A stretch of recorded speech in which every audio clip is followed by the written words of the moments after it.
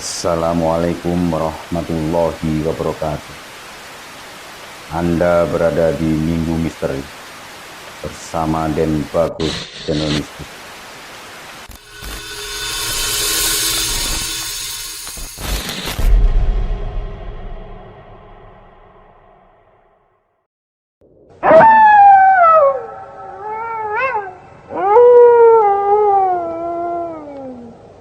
Sebut saja Karyo. Karyo biasa bermain dengan teman-temannya di depan rumah Pak Doyo. Karyo tipe orang yang kendel atau pemberani dan arogan. Saking beraninya, dia pernah bersembunyi di makam yang angker, tempat di mana dikuburnya para korban pesugihan atau para pelaku pesugihan. Untuk desanya mungkin berbatasan dengan daerah Pemalang. Desa itu diapit oleh sawah yang sangat luas. Konon, Desa M atau tempat para pelaku pesugihan sering meneror Desa W dengan mengganggu anak-anak kecil. Karyo ini adalah di Desa W. Dan memang faktanya Desa W lebih maju dibanding Desa M. Kok bisa? Pertanyaannya. Karena rata-rata hasil pertaniannya selalu berhasil. Ternak juga sebagai tempat transit para pendatang yang akan melanjutkan ke daerah Batang atau Pekalongan Utara. Karyo bermain dengan temannya yang kala itu berjumlah 5 orang, padahal orang tuanya telah memperingatkan untuk tidak bermain setelah azan maghrib. Jangan pulang lagi, tidur di luar, ucap Bu Cici, ibunda Karyo. Karyo hanya tertawa dan berlari tanpa memikirkan ada bahaya yang akan mengancamnya. "Siapa yang jaga?" tanya Karyo. "Adit, ayo sembunyi." Adit berjaga.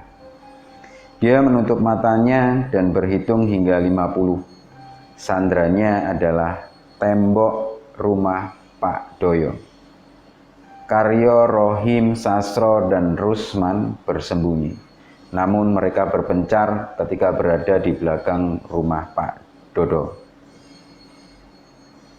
"Kamu yakin bakal sembunyi di sini?" tanya Rohim. "Bagaimana lagi?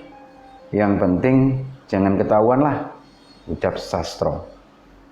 Mereka bingung, sedangkan hitungan sudah mencapai 30. Karyo yang lainnya masih belum tahu tempat bersembunyi mana yang cocok untuk mereka. "Aku di kandang sama Rohim. Karyo sama Rusman di mana?" Karyo langsung berlari menuju pohon salak yang tumbuh di dekat kandang. "Rio mau kemana?" "Tunggu dulu," tanya Rusman. "Man, jaga anak itu," ucap Rohim.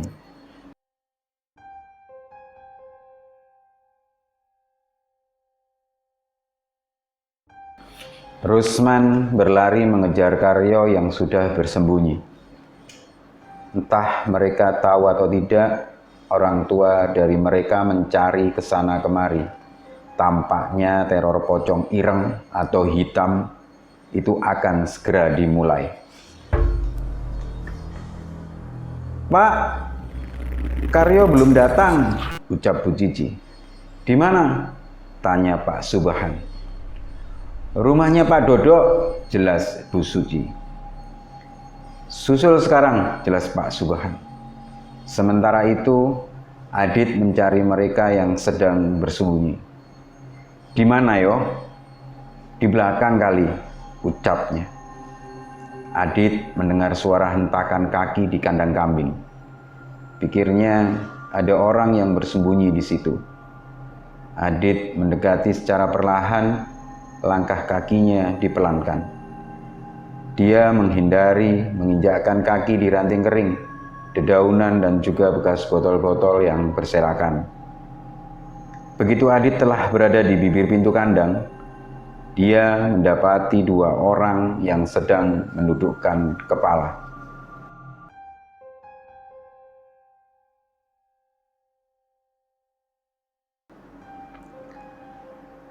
"Apa tidak bau sembunyi di sini?"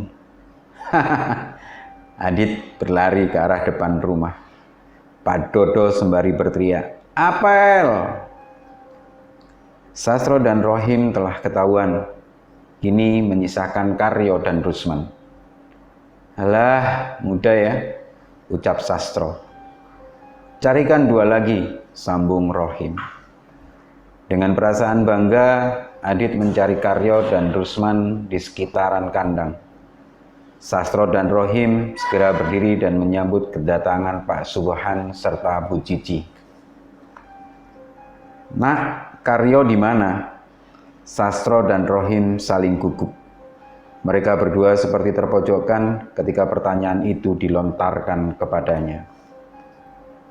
Sementara itu, Adit mendapati sesuatu di pohon salak yang berdekatan dengan kandang kambing itu. Di situ, Adit melakukan hal yang sama. Dia berjalan dengan pelan dan menghindari dedaunan serta ranting kering. Rusman dan Karyo masih bertahan di tempat itu. Mereka tak tahu bahwa pohon salak itu merupakan awal kemunculan pocong ireng yang pernah diketahui oleh warga sebelumnya. "Man, banyak nyamuk," ucap Karyo. "Keluar aja yuk," ajak Rusman.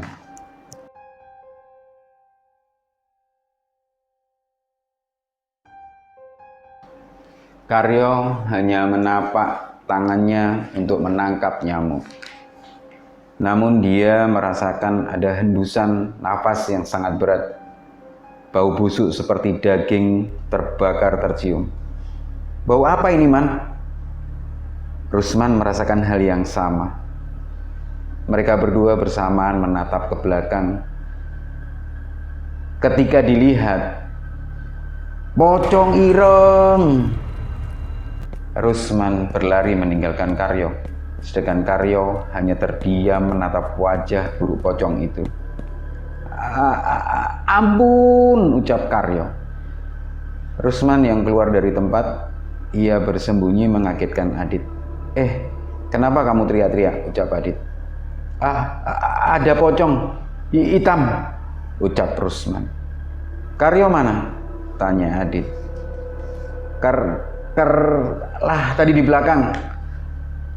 Rusman bingung. Dia berlari ke arah depan rumah Pak Dodo. Adit menyusul Rusman dari belakang. Dia juga tak ada pikiran untuk menyelamatkan Karyo. Teriakan Rusman membuat Pak Subhan dan Bu Cici bertanya-tanya. "Nak, ada apa?" tanya Pak Subhan. Pocong ireng." "Karyo ada di mana?" "Karyo tertinggal, aku takut." "Di mana?" tanya Pak Subhan. "Pohon salak." Pak Subhan langsung berlari. Sementara itu Bu Cici menyuruh mereka untuk pulang ke rumahnya masing-masing. Beberapa warga mulai membuka pintunya. Dia bertanya-tanya dan apa yang sedang terjadi.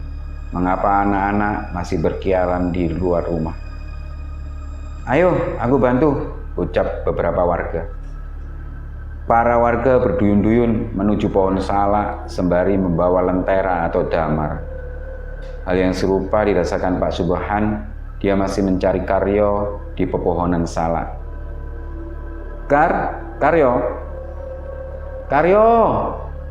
Pak Subhan melihat dengan mata kepalanya sendiri tubuh Karyo yang tergeletak di antara dedaunan yang berserakan di antara apitan pohon salak yang digunakan sebagai tempat bersembunyi Rusman dan Karyo. "Badanmu panas, Nang," tangis Pak Subhan. Kala itu tubuh Karyo seperti orang yang terkena racun. Membiru, bengkak, sesekali tubuhnya bergerak-gerak. Matanya masih melotot tajam ke arah yang tak dituju. Pak Subhan segera mengangkat tubuh Karyo sambil menangis. Para warga yang baru saja datang menanyakan sesuatu yang sedang terjadi. Mereka membantu Pak Subhan untuk membawa Karyo ke rumah. Keadaan menjadi kacau. Seluruh warga desa W menuduh bahwa perbuatan keji ini adalah hasil rencana sempurna yang dikirimkan salah satu warga M dengan menjadikan anak kecil sebagai korban dengan perantaranya adalah pocong ireng.